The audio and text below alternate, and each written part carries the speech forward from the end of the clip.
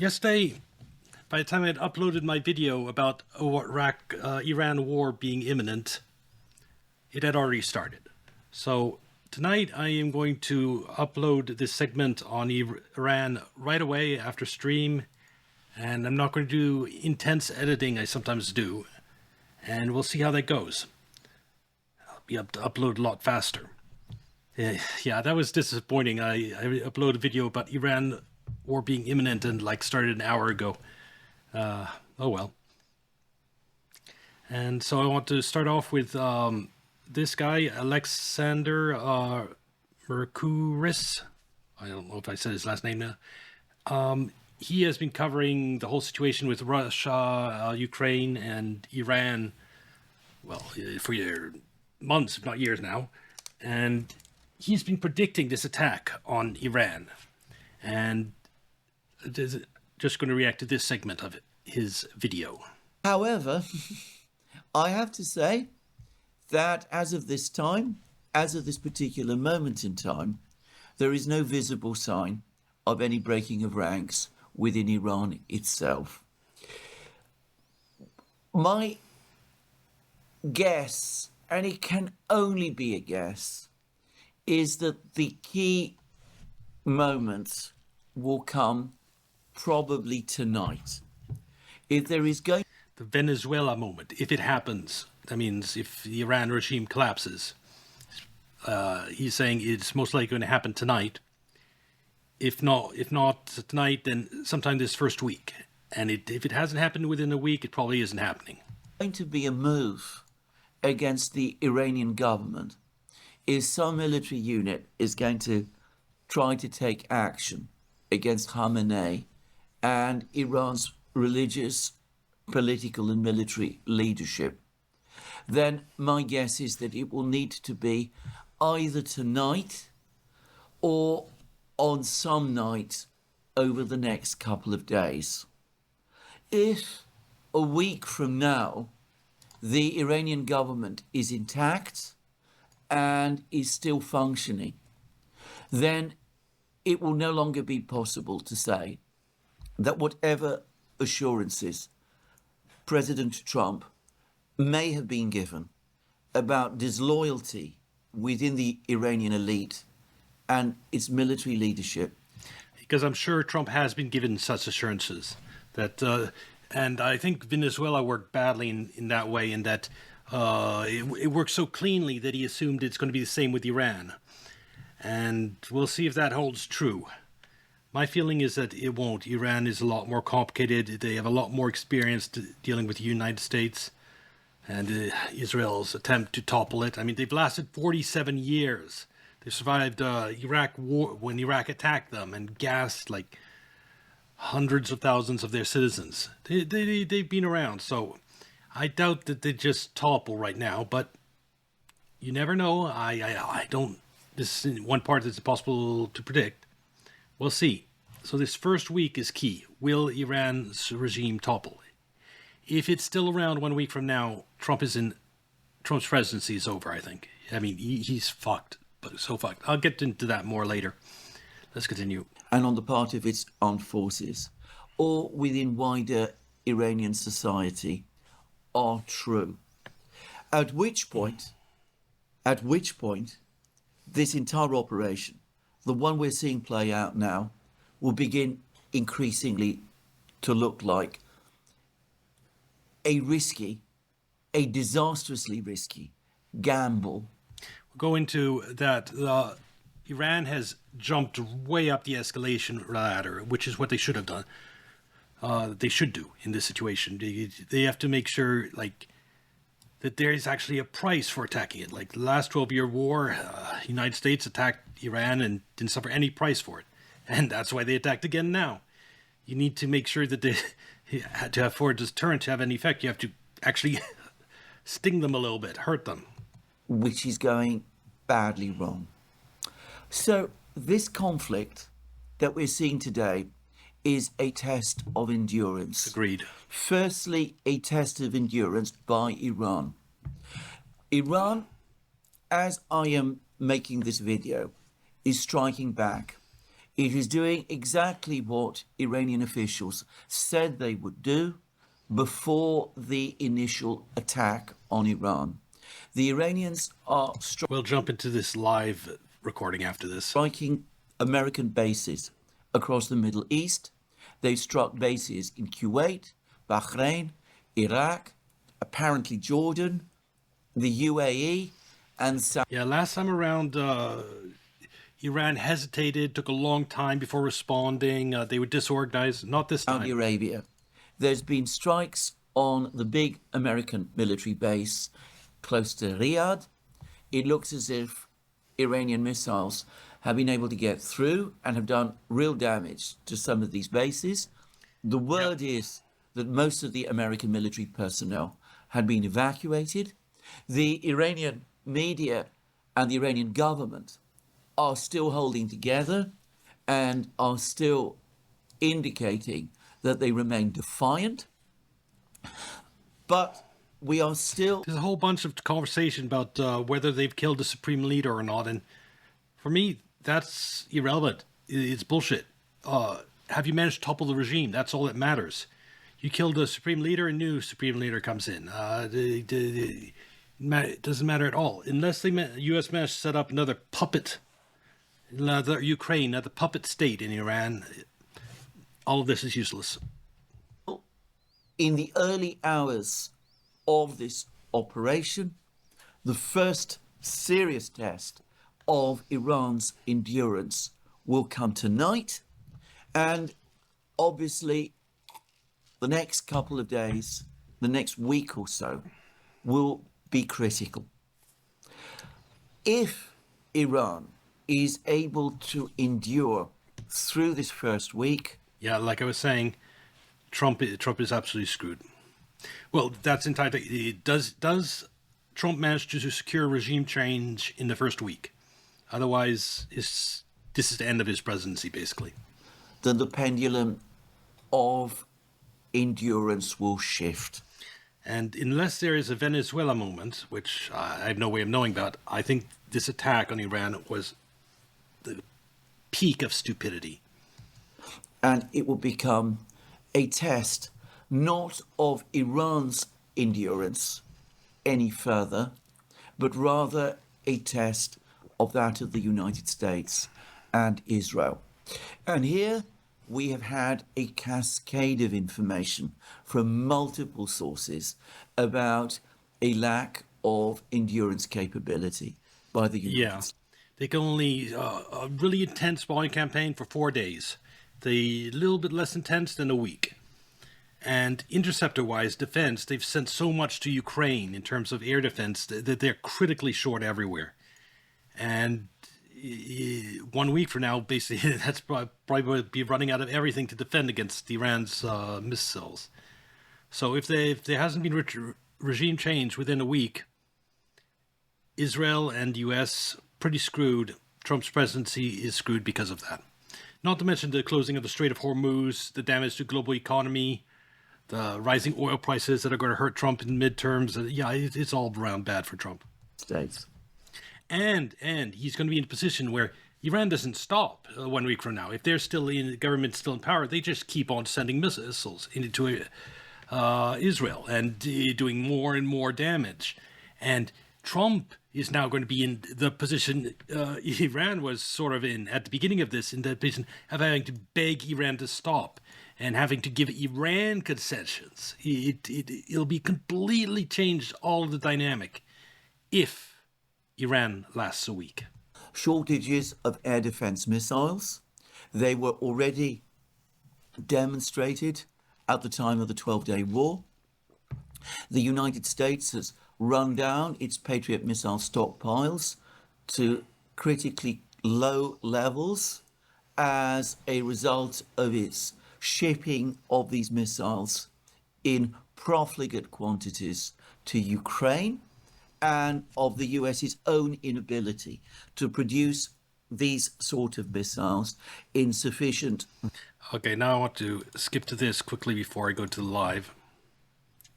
Well, actually, let's go see what's going on in live. We can always Great martyrs for a religion that reveres martyrs and rallies around the concept of martyrdom.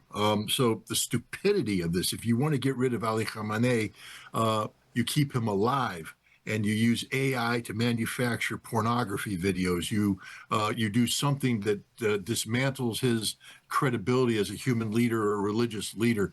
You leave this flawed human standing there to be mocked by people. But you don't martyr him in a resistance, because right off the bat, you've just elevated. Yeah, if they did kill Supreme Leader, they bomb a school full of schoolgirls. Like the worst possible civilian target is a bunch of like 12-year-old, hundreds of 12-year-old girls. You do that, and you kill the Supreme Leader. That's the way to turn the entire country against you. I think that that's honestly might be enough for people thinking it might maybe turning traitors to reconsider. So that's why I don't really have huge confidence in regime change. We'll get back to that, but first, what this is all about. Or at least doesn't give the United States the control where it can tell everybody what to do. And then if you Let's go back a little. they may send additional naval assets to assist Iran, in closing. This is basically a video segment talking about how this is about BRICS. This is about a new international order rising between Russia and China as two main pillars, but Iran providing a strong, a much weaker third pillar. And it's about you look at Venezuela and Iran, it's about going after maintaining the U.S. petrodollar so that everyone buys oil in U.S. dollars. That's a huge part of U.S. hegemony. Russia, they can't do anything about that. They could sell oil in whatever currency it wants because they can't take Russia out. They've tried. They're trying even with Ukraine. But they've gone after Venezuela and now Iran. And if they fail with Iran, it's another huge chink in the whole dollar hegemony. And when that hegemony goes down, the dollar treasury market and the U.S. financial system goes with it. The Strait of Hormuz, perhaps. They are, continuing to supply intelligence, and they will continue to supply critical minerals that Iran needs to continue building and maintaining its ballistic missile force. Midnight 99 OG.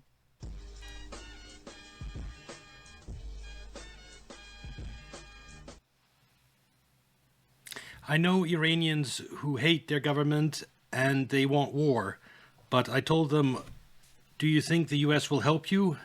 Do you want to be like Iraq 2.2? Exactly. It could be the opening of World War III. We don't know yet. We'll have to see how it develops. And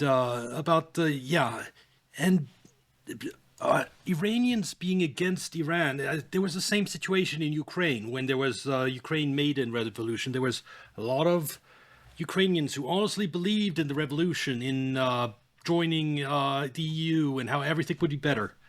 And look how completely screwed the country is now. It's Western propaganda reaches places like Iran. And anybody who gets taken into it starts believing the same thing they do in the West. They don't know, like, what I had it yesterday, Bennett.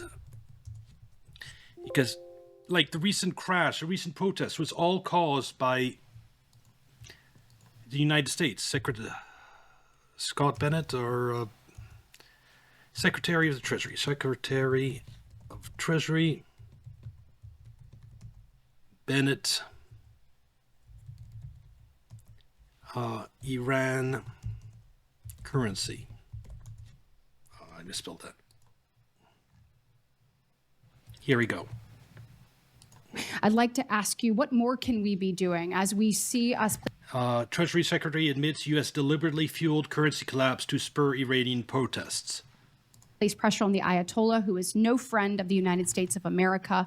And as we see what he is doing to the citizens of his own country and the streets. Sorry about the auto mode. Israel wants to destroy all strong Muslim countries so that they can kill more Muslim children. I don't. I think it's about land, not children. Killing children. If they could just figure out a way to deport all the Muslims, they'd be happy with that. So it isn't about killing. It's about the greater Israel and control of territory. And if Iran is gone, they can much more aggressively pursue the greater Israel and taking territory from all these neutered Arab states. So yes, and yes, will be deaths when they do that. But Be doing to make let's just start this video where U.S. admits that we caused those protests. sure that we are placing the pressure that we need to. Well, what we can do at Treasury and what we have done is created What we have done, created dollar shortage in the country. a dollar shortage in the country. At a speech at the Economic Club of New York in March, I outlined the strategy. It came to By the way, their prime minister is dead. Oh, I didn't know if he was alive until recently. I'll have to look into that. But again, it doesn't matter how much of the leadership they kill if they don't get regime change. If there isn't like a U.S. puppet that comes in, like in Ukraine, you had the vice secretary of state calling up Ukraine and telling them who to put into leadership after the coup.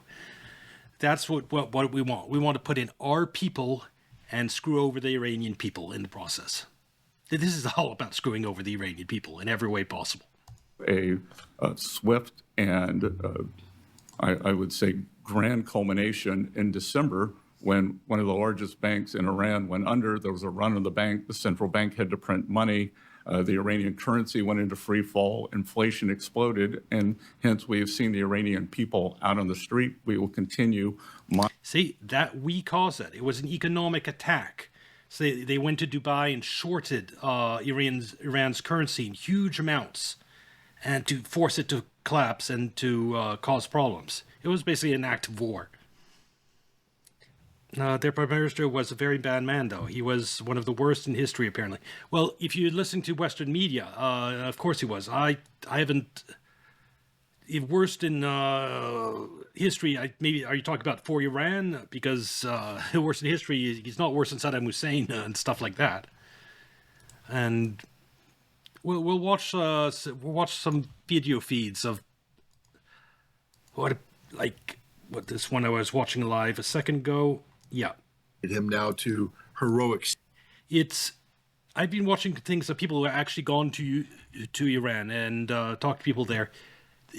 It's not perfect, but if I was saying it's not worse than Saudi Arabia, is my way of putting it. If you were just rating which government is more oppressive to their people, less democratic, and it has elections, unlike Saudi Arabia. It is more democratic, Saudi Arabia. Saudi Arabia, they behead people. Neither one of them is good compared to like a Western country, but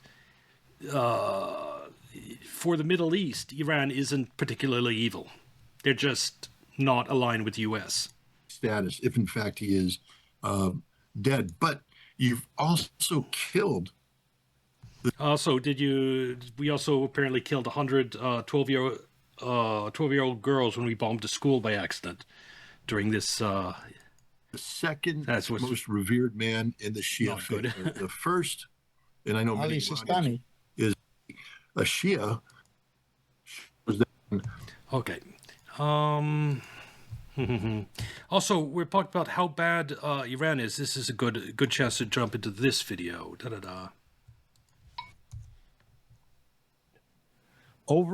Since the establishment of the Islamic Republic in 1979, Iran has not directly attacked us. Now they'll say, well, Iran was behind the bombing of the Marine barracks in October of '83. No, it actually wasn't.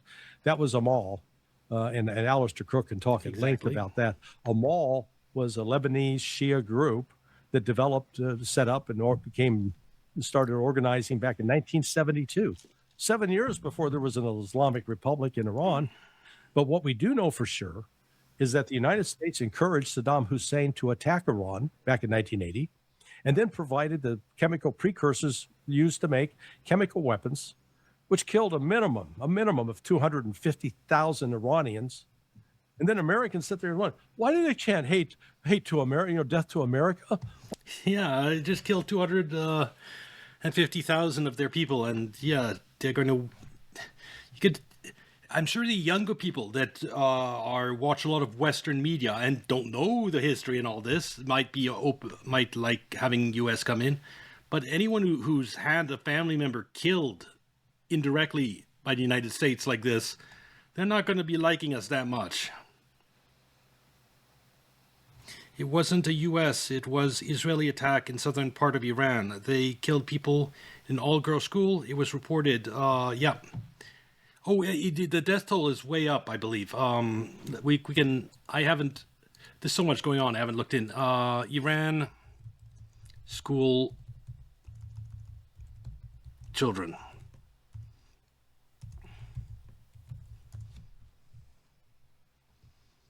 I want something recent now. Oh, we'll go with CNN, although I'm not a huge fan of CNN.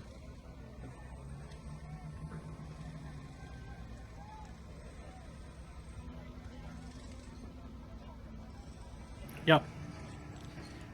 I mean, this is a PR disaster. You don't bomb an all girls school. It's just terrible.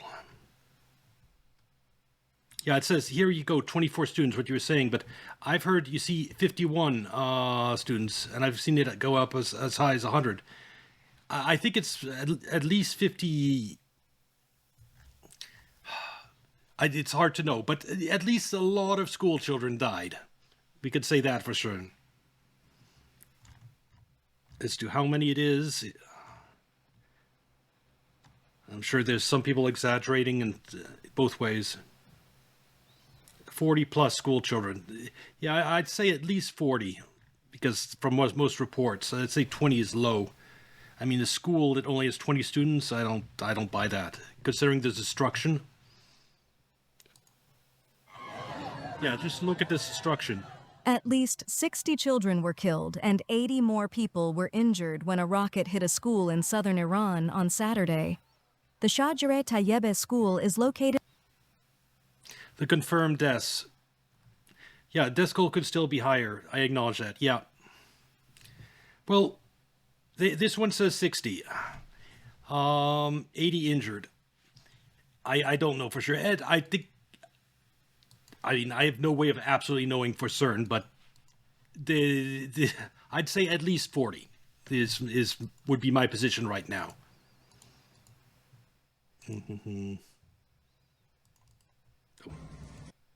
I wanted this one. Go back. This one's pretty recent, so let's see. Israel and the U.S. have hit several cities. And when looking up news reports like this, I always find looking most recent report will have the best numbers. Is right across Iran. Targets include as high as Bahrain, the big three. Yes. It has the Office of the President, Office of the Iran National Security Council, and the Iran Islamic Revolutionary Guard's intelligence. Yeah. My research is about 5 hours ago, so you might be right. Yeah. And also, if they're buried in rubble, it takes time to dig them out. And I can easily see situations like this where they have like 20 to 40 maybe bodies brought out, but they know there is like 120 students. They know there's 40 students alive, and you have 60 that are missing and a pile of rubble. I'd say it's easy for some people to give numbers like assuming that a lot of those missing children will be under the rubble. So I think you have that situation complicating things too. But a lot of school children in any case, whether it's 40, 60, or 80, or it's bad in any case. Here's what's happening. Don't bomb schools. This satellite image shows the extent of the damage to the Supreme Leader's office and plumes of smoke that we are seeing. Reuters news agency has said the Supreme Leader would. A girls' elementary school was hit. Iran foreign minister says children are among dozens of people who have been killed.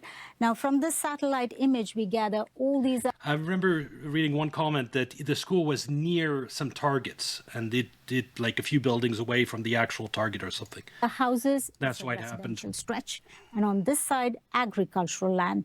We're not sure why the school was hit. Or maybe I'm wrong, but there are any military installations around here. there are no. Now, Iran. Okay, then that comment was wrong. Iran, for its part, says it will retaliate and has been retaliating by targeting U.S. military bases right across the stretch. So we've seen explosions that have been reported throughout the day. We've seen missile interceptions that have also been taken place. Now, Iran, for its part, says it will attack Israel and has. Well, it's struck back, and why don't we watch a video on that striking back? There was a good video I found right here. Yeah, this one. Domestic countries, nobody else is fooled by this. Everybody knows that this was a war. I'm surprised to see Iran strike city centers, and it seems intentional. We had the drone, the kamikaze drone, the Shahed drone, flying to the one of the top hotels in, I think it's called the Jumeirah Hotel, I think it's called, one of the most luxurious hotels in Dubai, one of the iconic locations of Dubai that was struck. In Kuwait, you had another drone strike a building. I think that building caught fire. I saw videos. We've got the airport in Kuwait as well that got hit relatively quickly. Iran made this into a regional war beyond U.S. bases. And what does that indicate for you? To me, that indicates that they're trying to intentionally put pain on regional actors. I think that they're saying, hey, I'm tired of being the only one that gets hit here. We're going to spread the pain around. I think they were signaling that before this started. I think that a lot of the expectation was it was mine. I thought they would limit it to military targets. But it looks like they have chosen to say, no, we're going to hit military and civilian targets to make pain, because I think that their intention is to say, hey, listen, if I don't put pressure on any of these governments, no one's going to take any action. So if this goes on for a couple of weeks, everyone's going to start turning on Trump for causing this chaos. So it all comes down, will there be a Venezuela moment in Iran? And that'll determine, I think, Trump's presidency at this point, because the impact will be so bad for him. He has no way out if it doesn't happen, because he's going to go beg on his knees for Iran to stop bombing places in like 2-3 weeks, because no, that would be so humiliating. It's a disaster. So he really needs regime change, or he is screwed. We're all getting hit. And I think that the message is, and I haven't seen this validated, but I can only imagine it's logical that they would say, if people start shooting at us, we'll stop shooting at everybody else too. But until that does, we're going to continue going on, especially because they're being directly threatened by both Benjamin Netanyahu and Trump with regime destruction. They have nothing to lose. So if they think that this might bring some pressure on some external actors to try to bring some of this to an end. You have to understand, there's some people like Daniel Duran that we were looking at earlier, who have been predicting this war since the end of basically the 12-year war last year, saying that Israel wanted the continuation and that this was coming. And so Iran, nothing they could do to stop it, because it's just the United States, and more specifically Israel, wants regime change. And how you can't, it's like someone asks you to kill yourself. There's no negotiating with that, unless you're suicidal. And it's worth a gamble because they have almost nothing to lose. Yeah, for anyone that's acting surprised why they kind of skipped a lot of the steps on that escalation ladder. Yeah, that's what I would do if I was Iran. I'd close the Strait of Hormuz. I'd just do everything to cause pain, because, I mean, they were bombed the hell, have been bombed the hell out for like a few years now. You can't just have your top scientists just being killed randomly by Israelis, and top leader, general, killed randomly by Israelis. Just Israel just bombs the hell out of you when it feels like it's just not sustainable. You can't run a country that way. You have to put an end to it. And to put an end to it, you need deterrence. And you establish deterrence this way, by causing pain and causing destruction. They are facing an existential threat to their existence. And we just heard that the Khamenei's compound that had 30 bombs dropped on it. Reports of his son-in-law, his daughter-in-law were killed. His secretary was killed, potentially other family members. Israel saying the supreme leader himself is killed. Iran is saying no, and he's going to be making a TV appearance in a few hours. We'll see. I would be surprised if they got everyone, because Iran knew this. I knew this attack was coming. I made a video about it. Iran must have known too this attack was coming. So I wouldn't be surprised they got some leadership, but for them to get everyone, I mean, as supreme leader, I go in a very, very deep bunker at that point. But when you're threatening the regime's existence, as well as the leaders, what would you expect them to do? You and I are on the same sheet of music. Then, why would we think anything's different? See, we have too many times, I think, in our country expecting that. Look, I'm going to do whatever the hell I want to you. You're going to do nothing in response, and if you do, I'm going to point a finger and say, "How dare you?" But look, I don't care what anybody's nationality is or point of view or anything. If you take action, there's going to be a counteraction, and if you push hard enough, and it's if you attack Iran, it has a right to defend itself.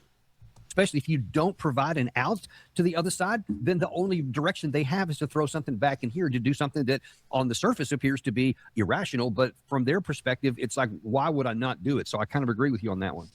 And they've also shut down the Strait of Hormuz. We thought that would take days to get there. They've made that threat multiple times in the 12-day war. The Strait of Hormuz, there's several ways of shutting it down. It's just because most people don't actually know. I should just bring up a map. I'm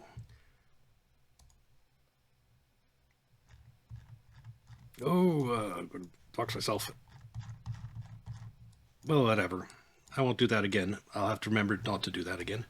But in any case,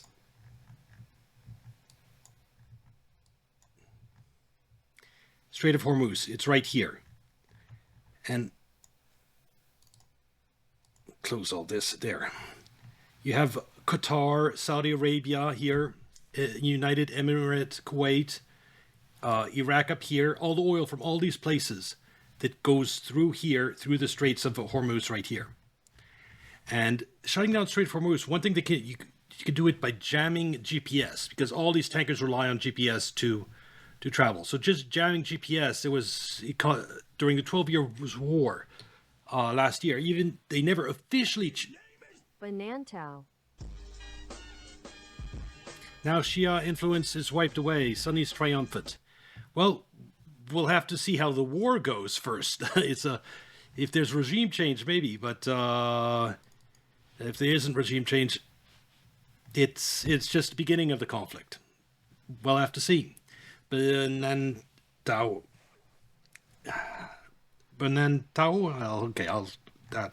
Like I was saying, they have a bunch of small submarines and they can mine this. If they mine this, then no tanker will be able to get insurance and no tanker will be able to go through here. And 25% of the world's oil comes from here, from this region. This stays closed. You can imagine what that's going to do to oil prices if 25% of the world's oil suddenly disappears. A lot of inflation everywhere, even here.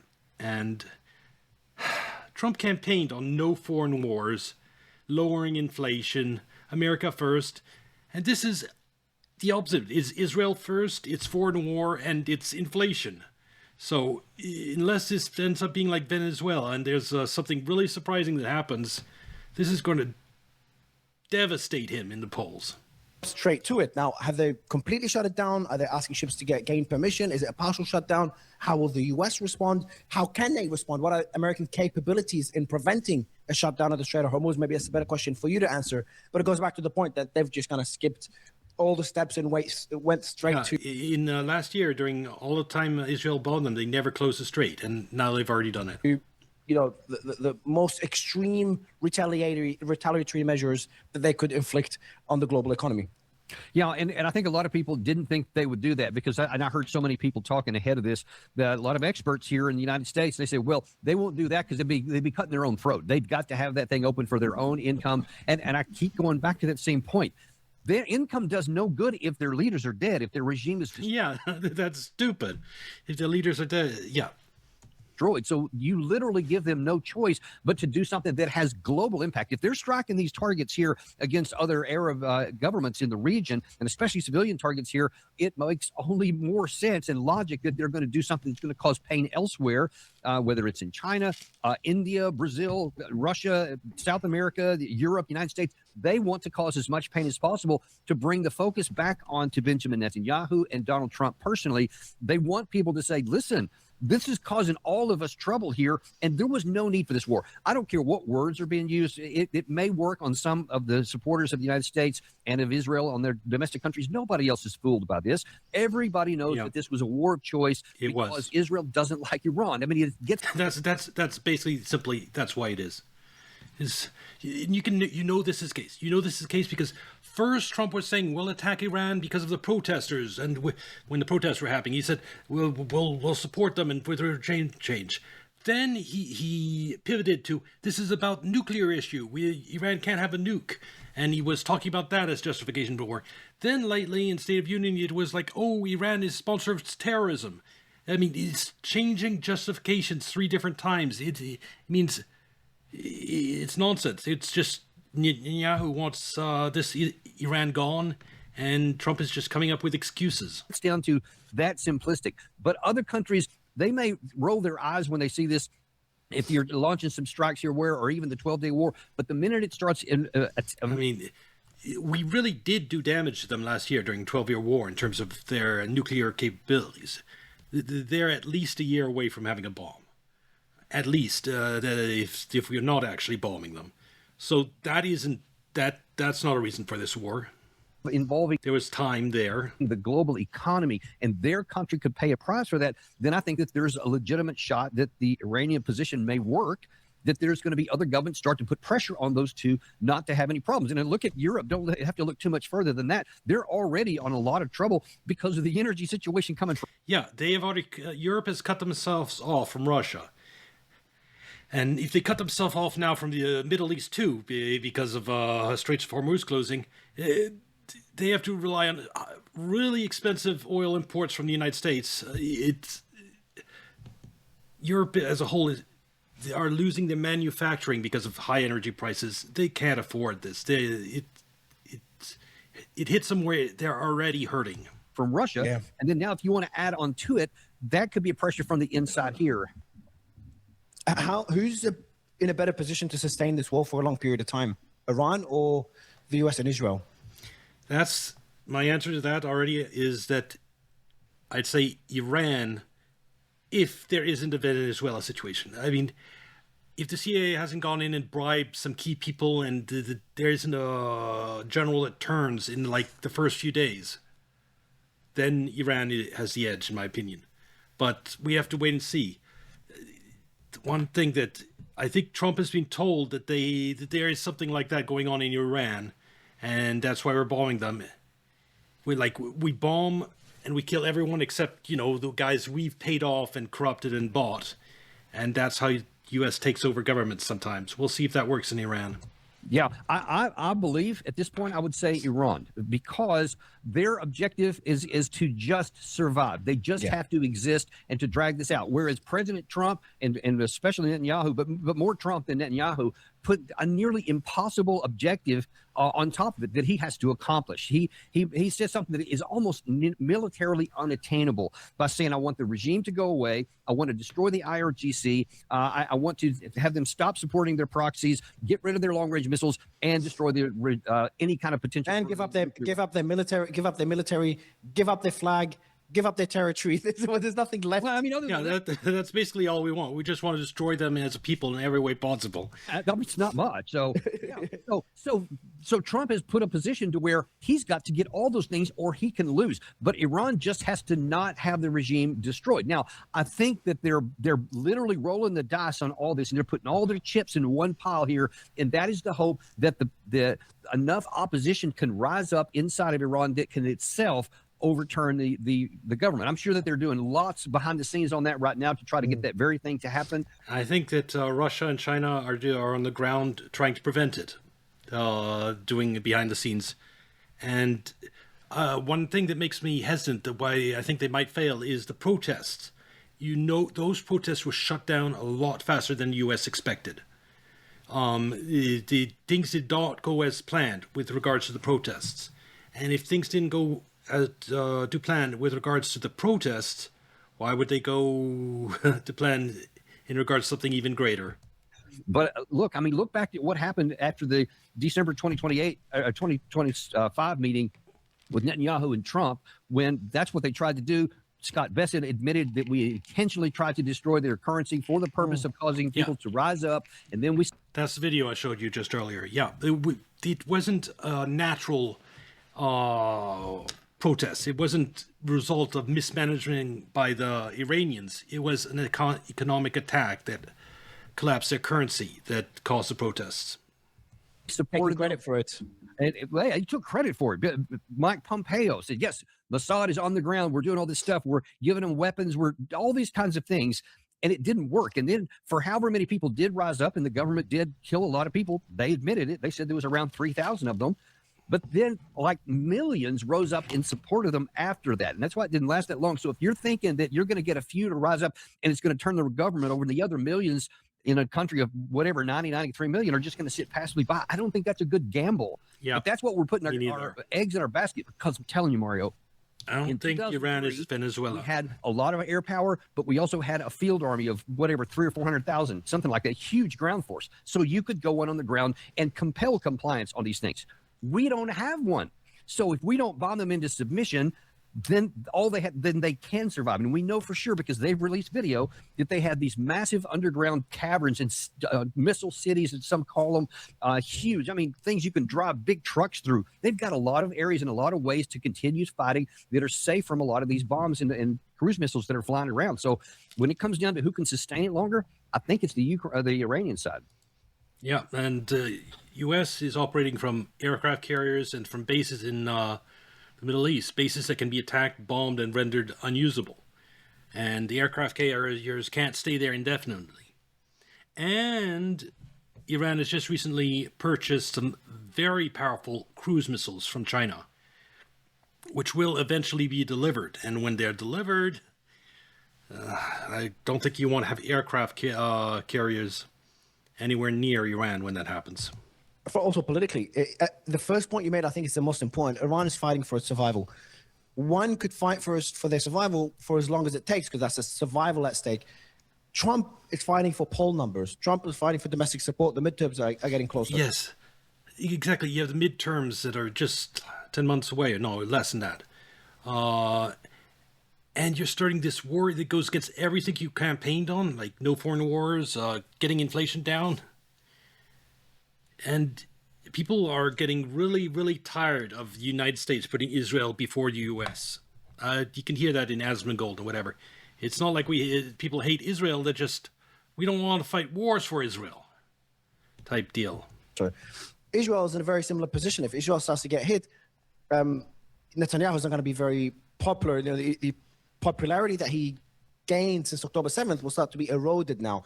And lastly, the Gulf nations. I can't believe he got popularity since October 7th, since he was the one, his government was encouraging Qatar to fund Hamas that did the attack.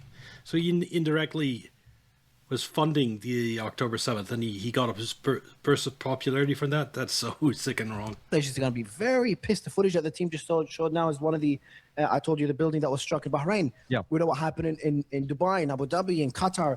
So all these Gulf nations getting hit. The aura of safety and security that they've spent so long creating it starts to crack. Yeah, this is going to hurt the image of U.S. military strength, which I don't think is great for us. And they're not going to be too happy with that. So you've got pressure from multiple fronts on Trump, from Netanyahu if the Iron Dome does not sustain it. Oh, and speaking of consequences of this, major one, Taiwan. After this thing is over, in terms of you're going to, probably within a year, you're going to have China go after Taiwan, because it's the best time to do it. United States has exhausting all its supplies of missiles, of defensive air defenses. First in Ukraine, and then in this war. And if we sustain any damage to an aircraft carrier or stuff like that, that'll just make it worse. But we will be in no position to protect Taiwan after this. It will be a golden opportunity, a window of opportunity for China to go after Taiwan. And I mean, okay, if they don't go after Taiwan in next year, China isn't getting Taiwan because they won't have a better opportunity. Proton snail. Yep. So people talk about World War III. It's hopefully it won't come to that, but it might lead to some pretty big conflicts. Iranian attacks from Gulf countries, from back at home, especially if Iran succeeds in causing U.S. casualties. I think that's what Iran is wants to achieve the most, because that will probably cause Trump the most damage back at home.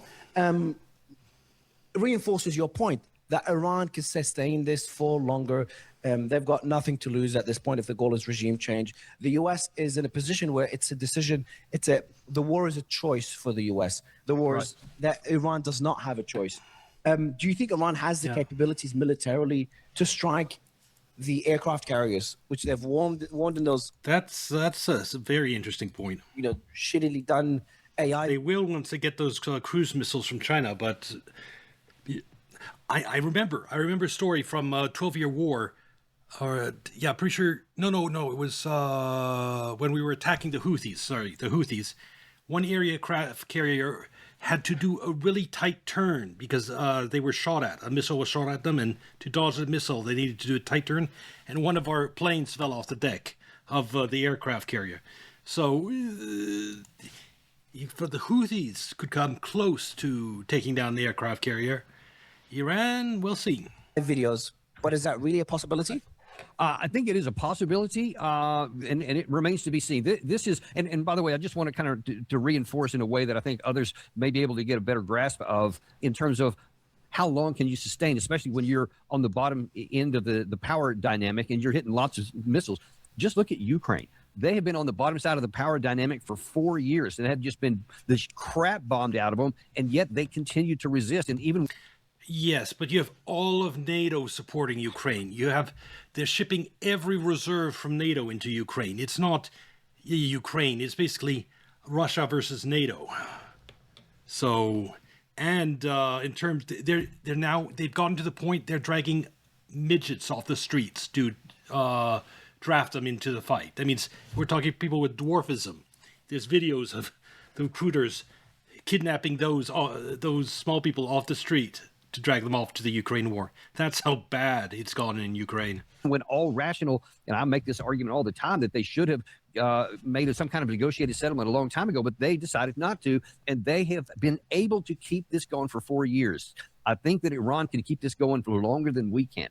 Now, getting back to your specific question about the aircraft carrier, the whole issue of ship defense and the aircraft carrier battle group defense. It's obviously a multi-layered kind of integrated system that's designed to prevent these very kinds of activities. And it's a great system on paper. It's never been tested at scale. Nobody has ever attacked a battle group like this with a lot of missiles. So we don't know how good it actually is. Interesting. It may be fantastic. So it could be that if they saturate with a bunch of missiles or waves of drones, maybe they all get shot down. Maybe none of them get through. The problem is, one missile hits the deck of an aircraft carrier. It doesn't need to sink it, but if you have a big hole in the middle of the deck of an aircraft carrier, aircrafts can't take off. It's useless. It has to retreat. So you don't need to sink an aircraft carrier. You just need to practically hit it anywhere on the deck, anywhere on the runway, and you render it useless until it goes back and gets repaired. So if they're going to sink an aircraft carrier, I doubt that. But whether there's a decent chance they might actually, damage it to the point that it can't be used. That's possible. But there's a risk because if Iran fires it, let's just say that they're adequate missiles, but they're not great, and that all of our ship defenses work at 100%. But if they have enough of them, and if they continue firing them in waves, you're going to run out of anti-aircraft missiles. You're going to run out of rounds that you need on some of these Gatling guns to be able to take down some of these drones. And you can, if you're willing to spend a lot of those assets, you can actually get through and make some damage. Whether Iran has them, whether they have that many, whether our defenses work, it's all theoretical. And I'm as curious to see as anybody else how it's going to work out. But I wouldn't want to risk finding out. But it looks like that we're in the case right now to find it. Thing is, they might have already started attacking the aircraft carriers. We don't know about that. All these attacks on air bases, there are a ton of witnesses, there's cities, people with phones, but attack on aircraft carriers, unless it gets through, we're not going to hear about them. So, unless you have sailors breaking regulation and uploading footage. No. Colonel, what is Trump thinking? That's someone that's been trying to get the Nobel Peace Prize for all these months. What Yeah. Good luck with that Peace Prize now. led him to this position? I'm trying to understand it, and I'm thinking maybe he's saying he wants regime change, but in 3 days' time, they'd reach a deal, and Iran concedes more than they were a few days ago. I don't know how they can concede more. They've just conceded yesterday. The Omani foreign minister, I've said this many times, said Iran was willing to give up their nuclear material that they have left to send it back to the US. So I'm just thinking, what else can Iran concede? But is there also a possibility that we may not see regime change, that this is not the end goal of the US? Because it does not make sense for the US. Well, I think it's hard to make sense. The collapse of Iran, even if it's horrible for the region, you don't have an Iran selling oil in stuff other than dollars. If you're trying to maintain the petrodollar, which actually is a really important pillar of U.S. hegemony, you want to take out Iran for that reason. That's, I think, the underlying reason for the war, actually. Trump does. Let me just start from that. That and Israel. But I think that regime change is the objective. And I don't think it's a negotiated settlement, because if there was a deal on the table, and I was actually sending some notes out last night that said that when the Omani foreign minister went on CBS News and made that pretty remarkable statement that the Iranian side was willing to get rid of all of its reprocessed material, have no more reprocessing capabilities, and they were at least willing to put on the table long-range missiles and the proxy support. He said, What's well, left to concede later. Right. So, but the point being that you had a golden platter. You were never going to get a better opportunity than you had right then. So you didn't need any more force.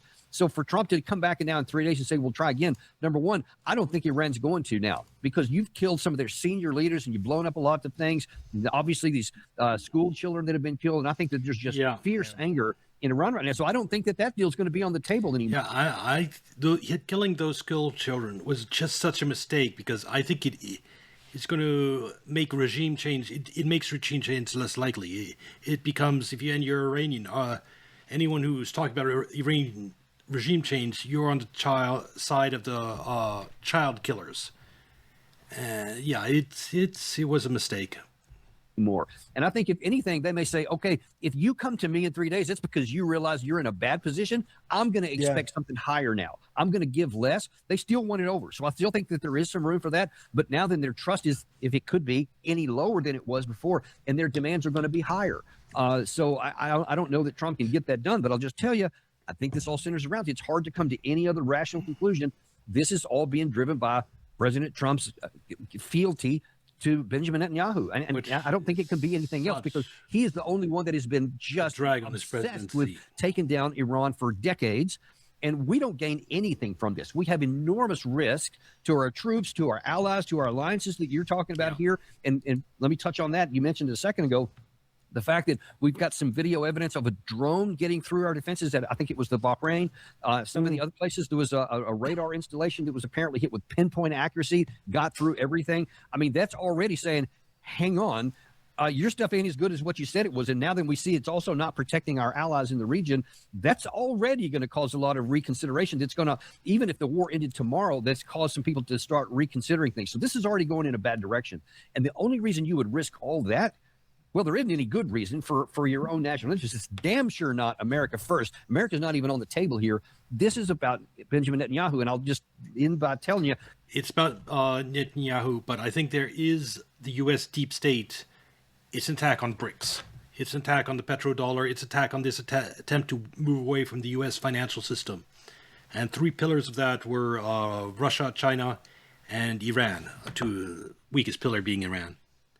And I think that is an underlying reason for this. But of course, Netanyahu, huge part of it. It's irrational and illogical to me why he would do that anyway. I don't know why you would submit everything that you ran on, that to not be, no more dumb wars, that I'm going to end the ones that are there. And then you haven't ended the one big one. You've claimed to end a bunch of others that you had hardly any relationship to. And then now you have started the biggest one that could put us in the biggest trouble since Vietnam. God help us if it gets that far, but that's still on the table and remains to be seen. The question I have, you made the comparison to Ukraine. Ukraine got hundreds of billions of aid from the Western countries. Iran does not. Yeah, I just want to see what this is. If you go back to 9/11, and when Wesley Clark said we're gonna, It's from Tucker Carlson. You've been lied to about Iran. Tucker explains. What is this? invade 7 countries in 5 years. What you were talking about were the countries where those central banks were not on board to do programmable money.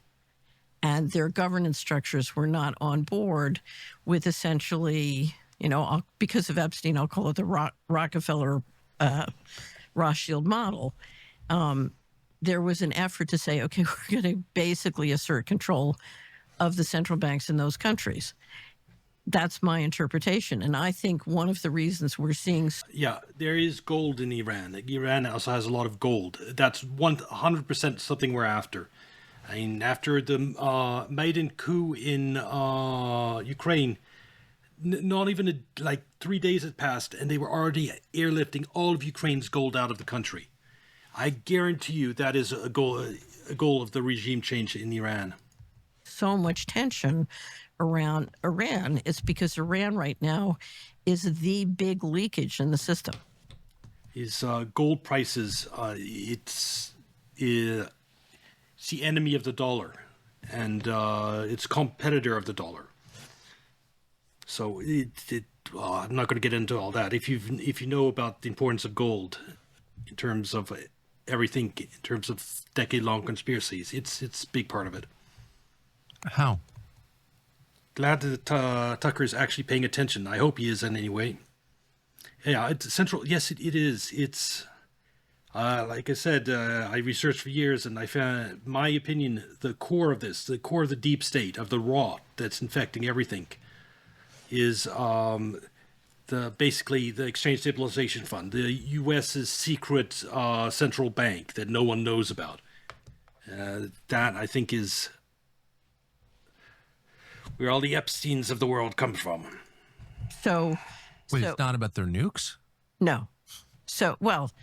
Iran's central bank count. And U.S. empire, if you call it that, an empire, it's the dollar, and the dollar's hegemony is enforced by the central bank. One of the reasons it counts is because their oil and energy is very important, including for China. Yeah. And that's very important in the BRICS system. What the BRICS system is trying to do is to create independent payment systems. Exactly. But if you're going to come out with... They set up an independent payment system that's viable, that could compete with the U.S. dollar. It's game over for the U.S. Because right now, our debt to GDP, I mean, we're just insane. We have way too much debt. And if we can't borrow, if people start putting the reserves in other currency or in gold, it's the end of the dollar, the U.S. financial system, the treasury market, everything. It all goes down together. And it'll be bad. With programmable money, with digital IDs that are interoperable globally, and programmable money that controls in each jurisdiction centrally, you can't afford leakage. And so you've got way too much leakage in the system to proceed with what they're trying to do. And Iran is, and the BRIC nations are a sticking point. And certainly Iran's oil, feeding China gives China greater independence. So you think that one of the motives behind toppling all these governments was the creation of the control grid we're talking about now? Right. Yeah. So if you go back, so you had the wonderful Richard Werner on your show. Yeah. And Richard has a book called The Princes of the Yen, which is about the sort of effort to take over the Japanese central bank. And I think what you're looking at, I think part of the state of play with both Russia and Iran is how are you going to make sure that those central banks are entirely in the system? So, yeah, that was an amazing interview. And he told the story about writing this book. And gold is the biggest threat to this system they're setting up. BRICS are countries that their central banks rely entirely or in huge part on gold. They have huge reserves of gold, and that's why. Look at gold prices. Let's see what they've done since this. Yeah, look at that.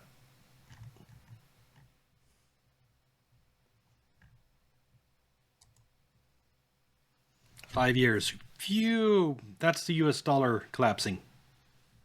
Print, print, print. Exactly. And so they're after Iran's gold too, I guarantee you. The Japanese central bank. I can't imagine a more obscure topic from my non-economically minded standpoint. It'd be like writing a book on postcards from the Falkland Islands. It's But like, this is good. Yeah, like you said, it's good that Tucker is learning about the central bank stuff going on. If he's learning about this, it's just a small jump from that to learning about the Exchange Stabilization Fund and its role in everything. boy, okay, a book on the Japanese central bank. And he said, well, actually, they suppressed it. I couldn't get it published in the United States, and you can't get a copy. And that's like checkable. So I checked it. You can't get a copy of that book. It's really hard. You can. I think you can order from its publisher right now. Okay. Right. But, I mean, that's ridiculous. Why would someone try to suppress Because it shows you the true. It takes you right into the secret governance system, and it Actually, what book is this? I might be interested in getting it. shows you the primary mechanism by which they implement policy. Yeah. Well, it's always the things you're not allowed to say are probably the important things. Yep. Right? I mean, whenever they World penalize you for Trade having a Center thought, 7. you're probably on the right track. Well, it's one of the critical train tracks. I wonder if mentioning that gets you, dings you in, just mentioning that World Trade Center 7 dings you into YouTube algorithm. Control. So it's what I call the third rail. So I used to finance transit systems and train systems. So, a lot of these systems have two tracks that It's just like what they're trying to do, digital ID and stuff like that, or when all these institutification of tech companies, they make sure they got you all in YouTube, make sure there's no real viable competitor for YouTube, and then they can start doing shitty things like removing the dislike button. the wheels go on, and then they have a third rail that the power line runs on, and you get a trim trap that flips over and sucks the energy from the third rail. So a lot of the things that really operate the third rail are very invisible. And for example, in central banking, to talk about tier 1 and tier 2 and tier 3 capital at the BIS and the banks, there's nothing more boring. It's designed to absolutely. I just fell asleep in the middle of that sentence. Right. And all of those stuff are tier 1, tier 2, tier 3 capital. That's just, it's meaningless. It's just debt that has different restrictions on them legally. Exactly. Right. Is it boring by design? Yes.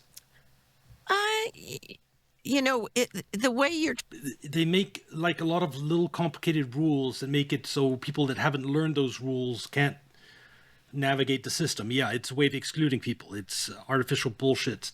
to talk about it is boring by design.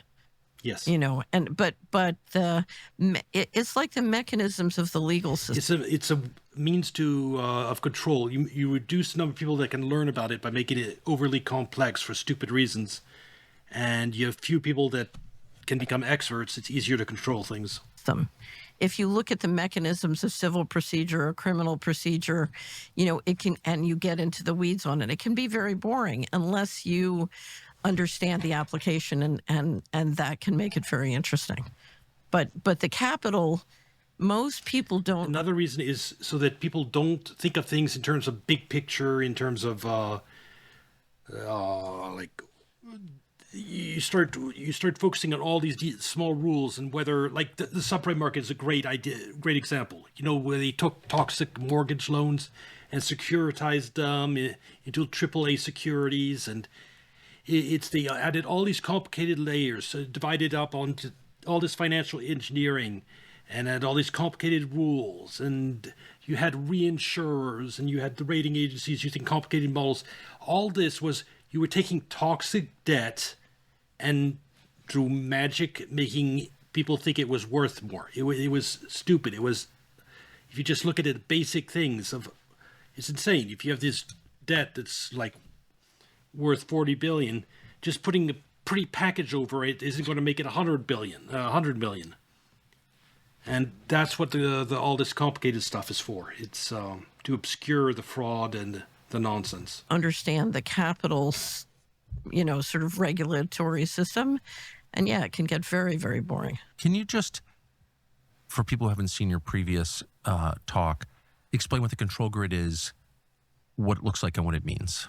So the control grid is a process or an infrastructure that allows digital technology to be used to assert phenomenal surveillance and control of people. Yes. And at the very heart of it is what... And the digital ID that they're trying to enforce on everyone is to eventually to be integrated in all this. So they want to do China's social credit system on a global scale using the central banks and digital ID. What I call programmable money. So it's money that is no longer just a currency. It's I don't think they can, though. Roundtable committee of 300 digital ID, and eventually being able to shut down your finances like Canada piloted. Yeah, like they did to the truckers in the Canada stuff. Yep, I saw them do that. It was terrible. It goes against every democratic thing, and they even debanked Trump after. Yeah, that's what they want to be able to do. Except more thorough and expensive, so that to the Chinese level, where if your social credit score tanks, you basically can't live anymore. You can't buy anything, can't do anything. Yep, that is the goal.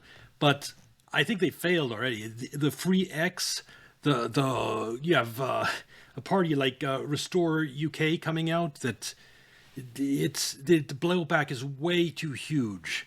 You have Epstein coming out, and do you think people, after knowing about pizza parties and all that, are going to be okay with the elites managing their lives to this extent? No.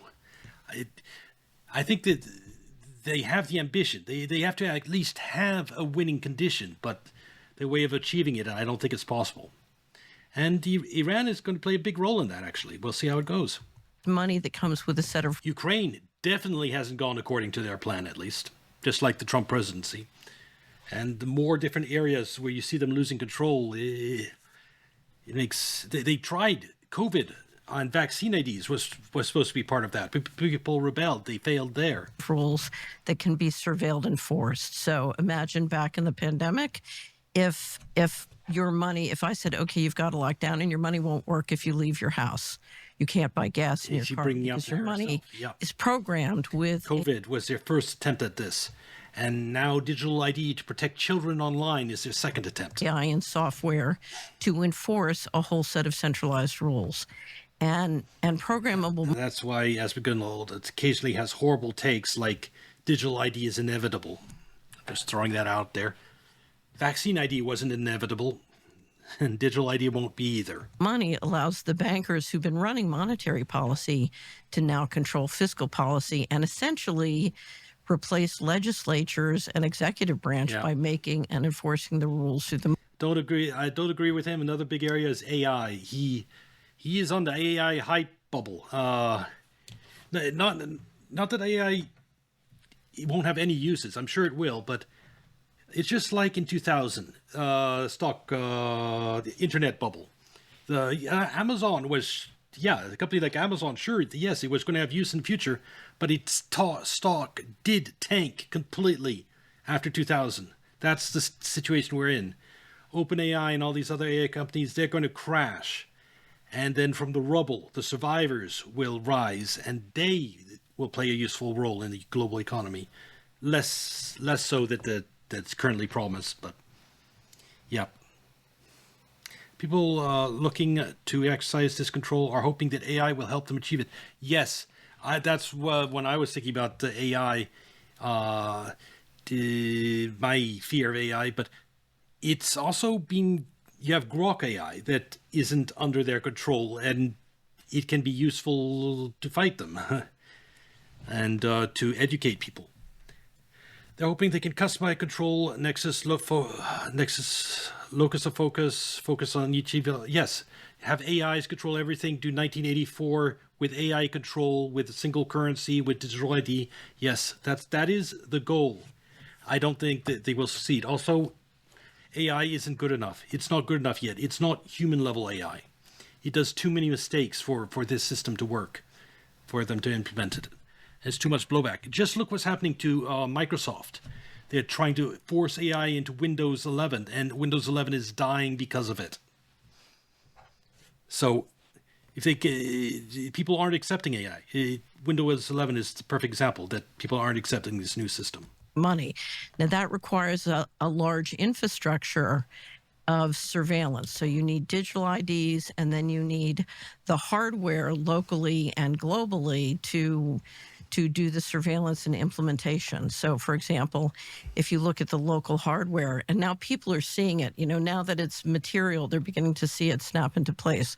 So I don't know if you know flock cameras, but there are many communities across the United States that are entering into contracts paid by the taxpayers to put up cameras all around their neighborhood that track license plates and keep that data and share it with a variety of people. Or you have... If it used to crack down on illegal aliens and criminals, it has some good uses, this camera system. But it could have bad uses. I'm neutral on it. But it does have some good uses. The FCC is trying to overrule local controls on cell towers, so they can literally put cell towers every 400 to 700 feet so that they can have the kind of invasive surveillance you need. Or you have satellite... For triangulation of cell phone users, I guess. It's now they can literally beam in Wi-Fi so that whether you have Wi-Fi in your home or not, they can start to track you. And all those systems put you in what I call the panopticon. And we should mention here that there are some reports that, why all this cell phone stuff and Wi-Fi does cause cancer in overdose. There's so many people that have brain tumors right next to their ear where their cell phone was. That happens really commonly. And this isn't for ordinary uses, but it's where people spend several hours a day on the phone. There's danger there. It's pretty scary. Yeah, I mean, they've won lawsuits. Like in Italy, there's one guy who won a lawsuit about exactly that type of tumor right next to the ear. After spending 30 years, 10 hours a day on the phone, and then he gets this tumor right in his brain, right next to the phone. Yeah. So I wouldn't want to live right next to a cell phone tower. But at the same time, I don't think you need to worry too much. Just if you just don't try to avoid being somewhere that's absolutely saturated with Wi-Fi and cell phone signals. So we saw in the Middle East with the first war with Iran, we saw 11 leaders out of 12 sort of top leaders in science and government assassinated, because they're literally tracking everyone, and they can identify them and track them, and then you have invisible weaponry that can then take them out. Yes, they got a lot of leaders in the 12-day war last year in Iran. I think Iran outlawed stuff like WhatsApp and a lot of these apps and phone stuff to try to prevent that. And we'll see afterward this video, I'm going to have a look and see what evidence there is about Supreme Leader being dead or not dead. Again, I think it'd be sort of big deal, but as long as it's not regime change, it doesn't matter. Or, can identify missile strikes. So may I ask you about, so you're talking about the 12-day war against Iran in June of 2025. Correct. We were led to believe, just as newspaper readers or news consumers, that those 11 Iranian officials were targeted with human intelligence. That Israel had spies inside of. No. You're saying that they were through digital stuff. They were identified. WhatsApp. That's why Iran pivoted away from U.S.-led GPS stuff and from WhatsApp, Telegram, other stuff like that.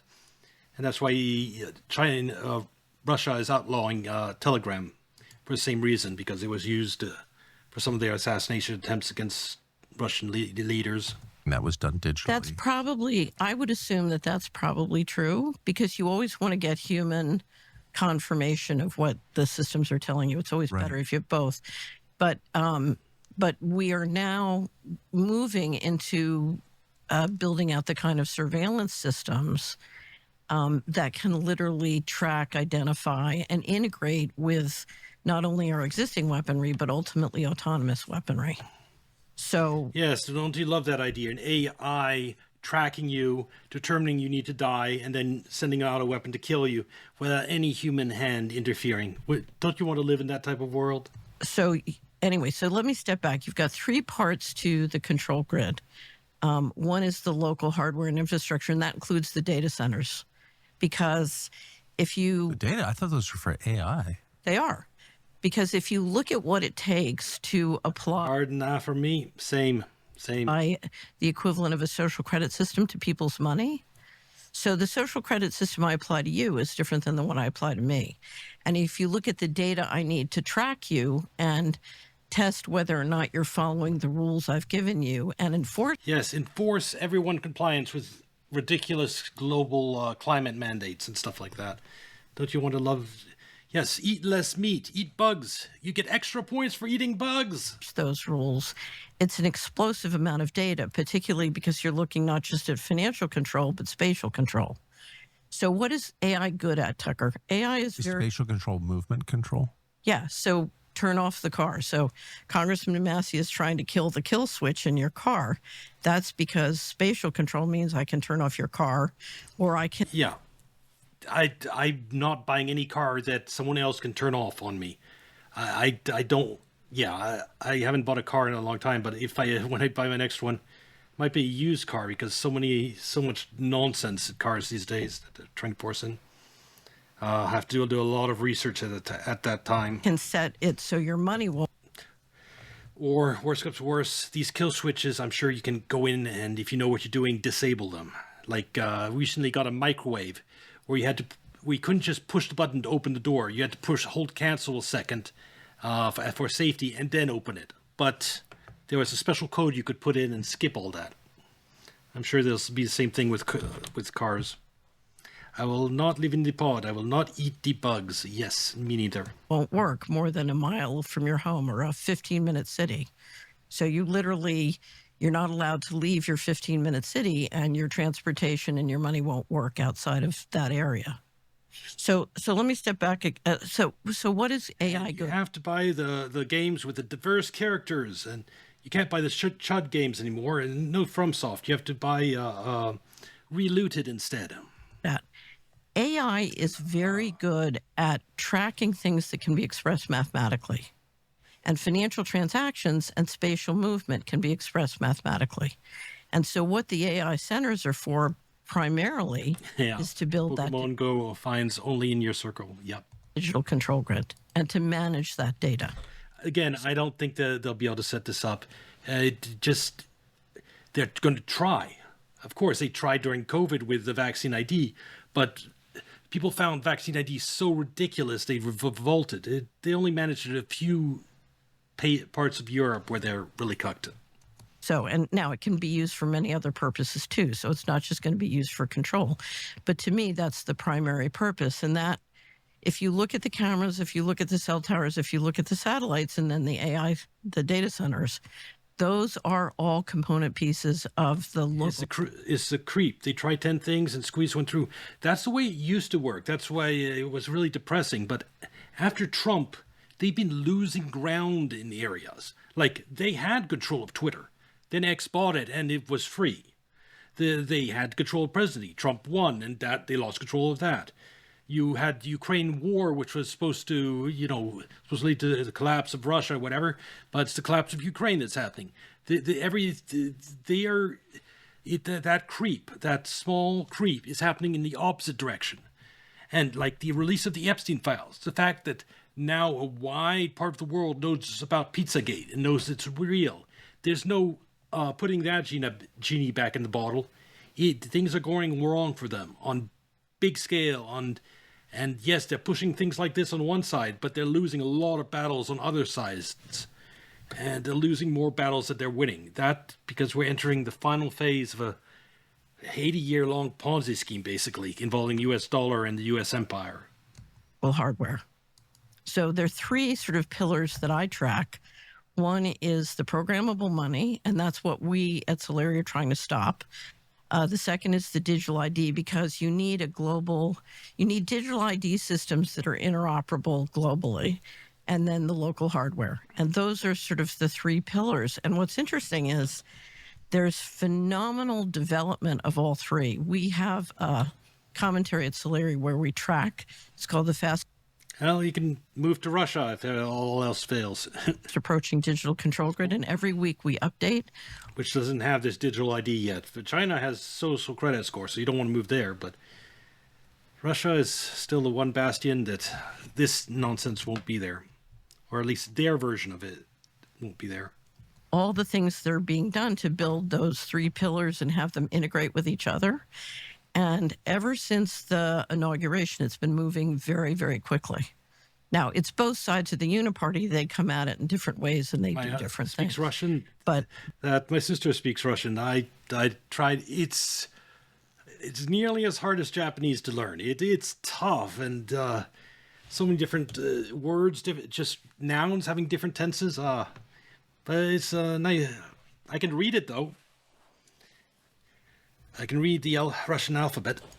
But this is, ultimately what this is doing is this is going to a point where the central bankers, whether they do it with a central bank digital currency or private stable coins and asset tokens, are setting the world up so that they can control your financial transactions literally in real time with the equivalent of a social credit system. Well, 2026 is likely to be the year that some companies will find patriotism. They'll discover it during the Biden. Well, that was an interesting little video. Well, again, the fact that there's people, mainstream people like Tucker Carlson are covering this, and it's gotten 2 hours ago, it already has 60,000 views. It's very... It was a lot worse knowing about these, reading about these stories, like someplace like Zero Hedge, and you only had like a few thousand people in the world knowing. It was a lot more depressing back then. The fact that hundreds of thousands, if not millions, are hearing about it now, it's a lot less scary. Oh, you were so happy when Tucker woke up and left Fox? Me too. Actually, whether you stayed or at Fox or not, I was just happy that he didn't sell out. That he stayed. He is consistently a voice for common sense, I think. He's slowly going into the conspiracy stuff, and more of that's being confirmed, like Pizzagate. But he's just a different type of Asmongold that appeals to a different audience, and just reacting and covering himself. He's a very positive force. So, Supreme Leader, Iran, what's going on there? Okay, yes, Israeli and Trump are saying the Supreme Leader is dead. Is he actually dead, though?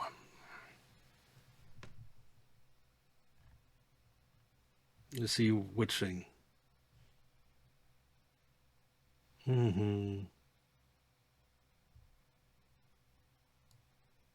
Oh, here we go.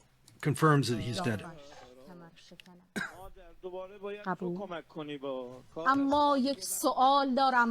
Iran confirms Khamenei is dead.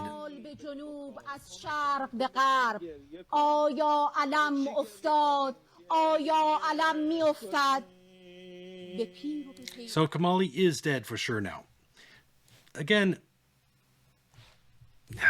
unless it leads to regime change, it doesn't matter. Big announcement on next Supreme Leader.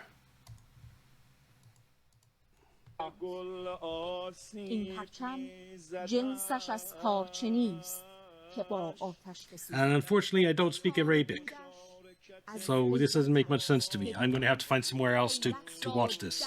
تک به تک این چهره ها ببینی دشمن احمق ما باز هم نفهمید که در منطق ما کشتن علمدار See, it's somewhere I can sort of trust.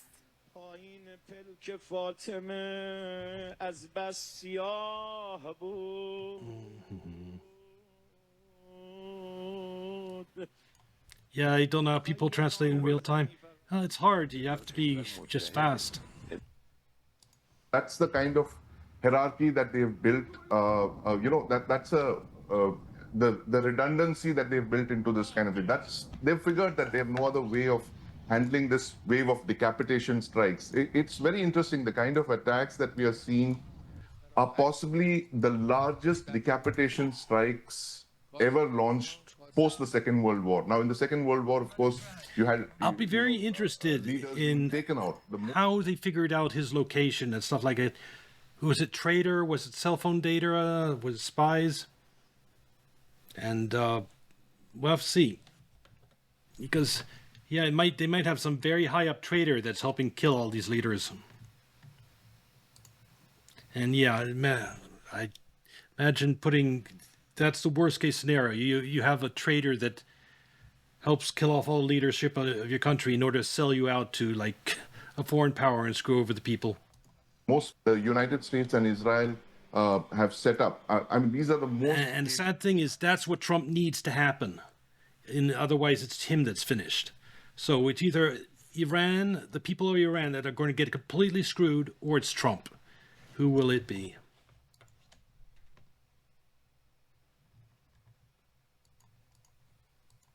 You're seeing those kind of capabilities here at play.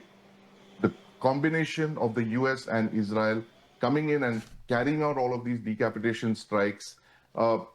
Iran really has no way of handling this kind of offensive. And my sense is that they've prepared for this. The IRGC is a very large force. It's a very competent and a very capable force. It is more powerful than the Iranian military. It has very deep roots into the ground. There are three structures. And, when you said this is Iran's 1979 moment, there's a big difference. In 1979, you had just one military. You had the Iranian military. Yes. When the military turned against the Shah knew, when they refused to fire at civilian protesters, the Shah knew the game was up. In 2026, there are three parallel militaries inside Iran.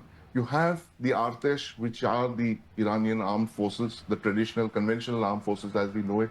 You have the IRGC in the center, which is the most powerful military inside Iran today, which reports directly to the supreme leader. And then you have the paramilitary forces, the Basij, which are believed to be almost 1 million. These are volunteers. These were the volunteers that were set up during the Iran-Iraq war. Literally hundreds of thousands of them, child soldiers, all of that. They used everything to fight that war against Iraq, which they knew was a war of survival, basically. It was the rest of the Gulf Israel, propping Iraq and Saddam Hussein into invading Iran because they were afraid of the impact of the Iranian revolution coming into the Shia population. I'm just going to see if there's any other...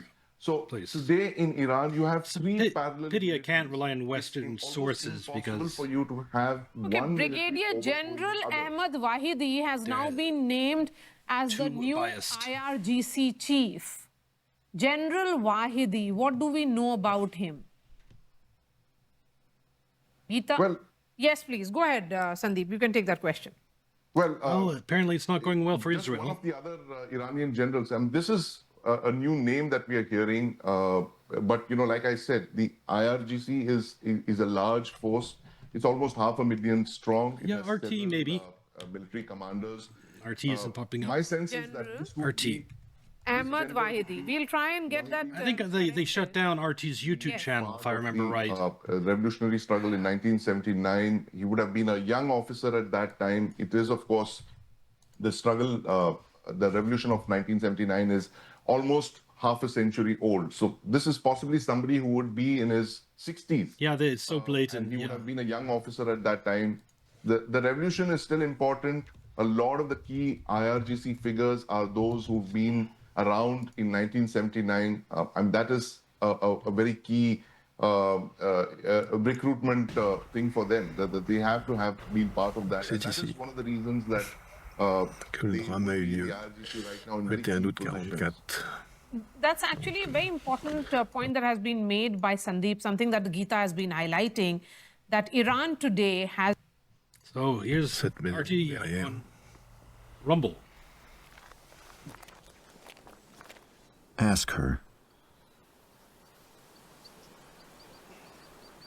Yes, the girl. Yeah, so our supreme leader is confirmed dead. And here you have the over 100 skilled children killed. So I don't know if that's one extreme. In any case, it's somewhere between 40 and 100. 108 students and then 92 injured according to this.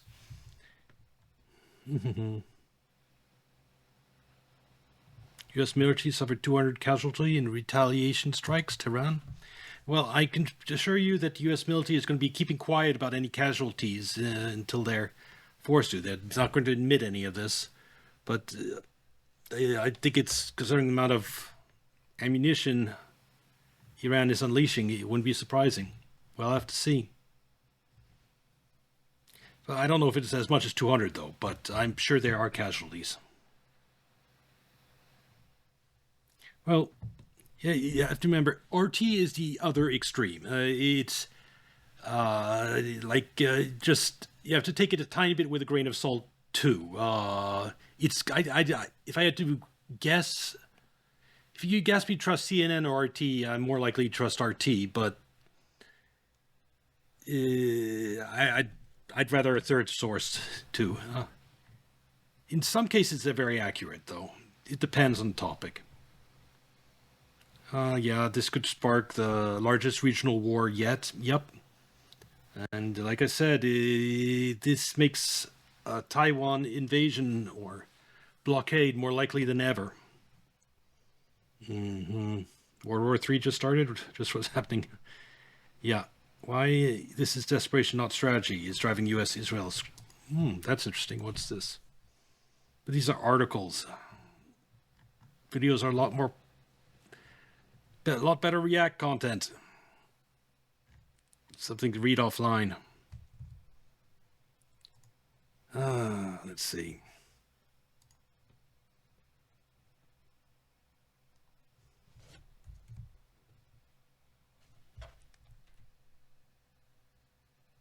Well, let's see what Asmongold thinks of all this. So, Minister of Defense, dead. Head of the Supreme Military, dead. Advisor to the... Yeah, he's the one, he doesn't know, like, for example, that the U.S. caused currency collapse. He just had a video, reacted to a video the other day of some Iranian complaining about how much prices were going up and how the currency was going down. And not so good, without the context that it's the U.S. Economic war that's doing that. You're missing a huge piece of the context. Supreme Leader dead. Pretty uninformed Commander about this. of the Revolutionary Guard dead. And Chairman of SP&D dead. Former Chairman dead. The head of the Intel dead. That's it. They're all dead. Wow. And senior defense officials tell Fox News the United States agrees with Israeli assessment that Iran's Supreme Leader Ayatollah Khamenei is dead, along with 5 or 10 other top leaders in the Iranian government who are all meeting at...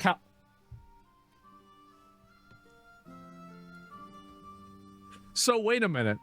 Are you telling me that we just waited for them all to get into one building and then we just blew up the building? It is rather stupid. At least the leaders who were smart enough not to go to that meeting are either traitors or they're smart. We'll have to see.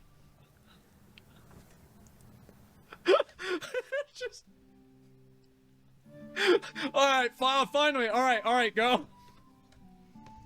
Yeah, it's so funny. Wouldn't it be funny if someone came and bombed and like killed our Senate and stuff? Are we farming them? Yes, exactly. So they're just sitting around.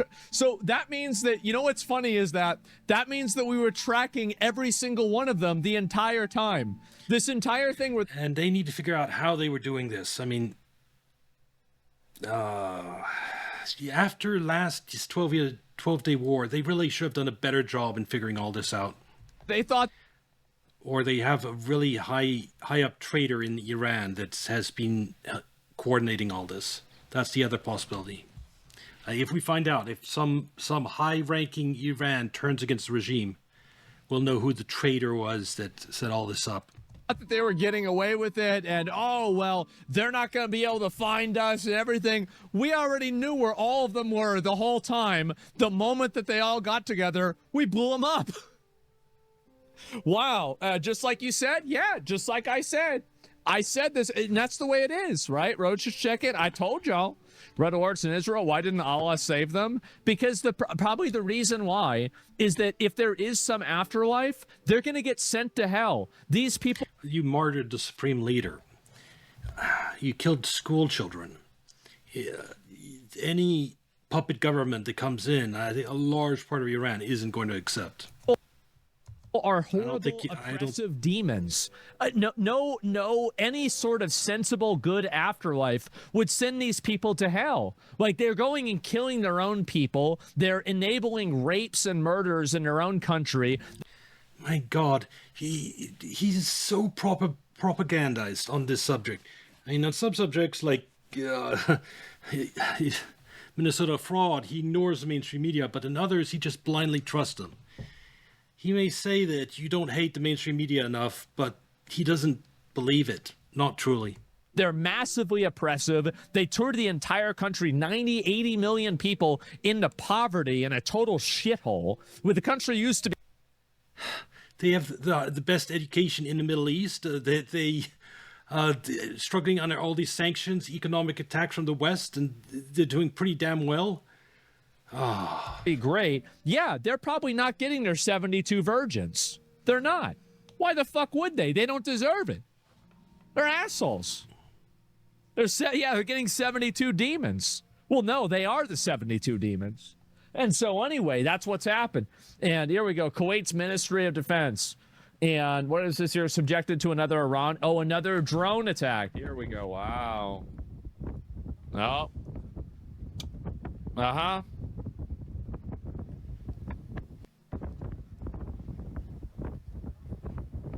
$72 Griffiths? It would be funny if it turned out that the Houthis in Yemen were more resilient than the Iranian government. I don't think that'll be the case. We'll have to see.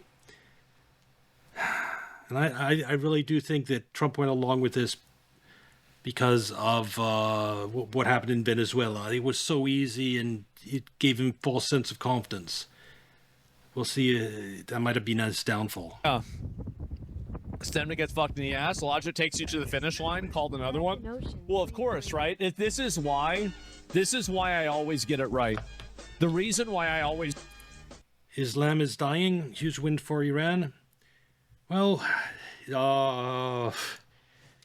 I'm not even thinking of it from the terms of religious perspectives. I'm just thinking of terms of that's what they said in Ukraine when there was the Maidan revolution. And Ukraine as a country has been completely fucked since then. So it's really funny. You have a puppet, if a U.S. puppet regime is installed, the people of Iran will be completely fucked over like the people of Ukraine.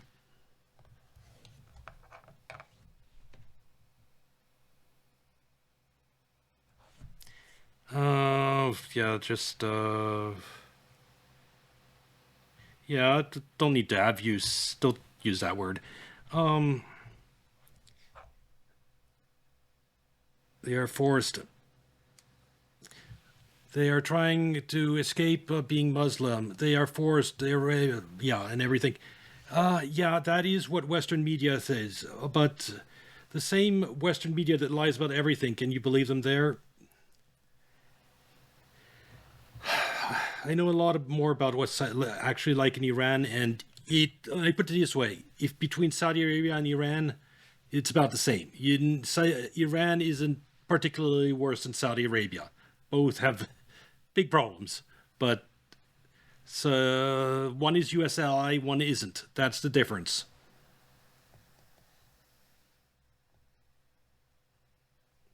Yeah, it doesn't mean anything.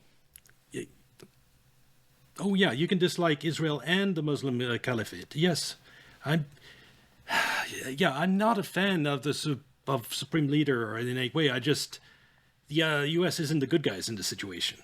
I showed the video before that we caused the economic attack that people right now, the collapsed currency, that was the U.S. causing it.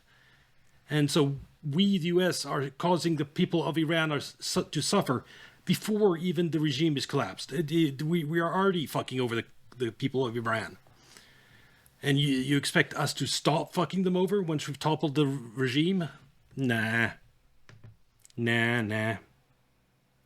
Reason that they revolted against the Shah in the first place is that he was a U.S. puppet that was completely mismanaging the country.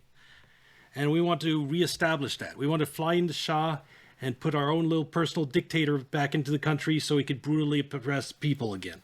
That's the goal. You think that's better than Supreme Leader? I mean, yeah, if you're pro-U.S., having a puppet is better than not. Anywho. I don't think we can equate it to Venezuela, but it does rhyme. Yep. Just get it right is I'm watching. Whoa, this is Khamenei's dead. It's a 2-hour video. I'm not watching all of that. But it was interesting just seeing his basic reaction. And I think that's going to be enough on the Iran situation for tonight. I might switch over to No Man's Sky. We've covered all the basic points and the basic news and dead school children, dead Khamenei. And right now we just need to see what happens over the next few days. Does the Iran regime topple?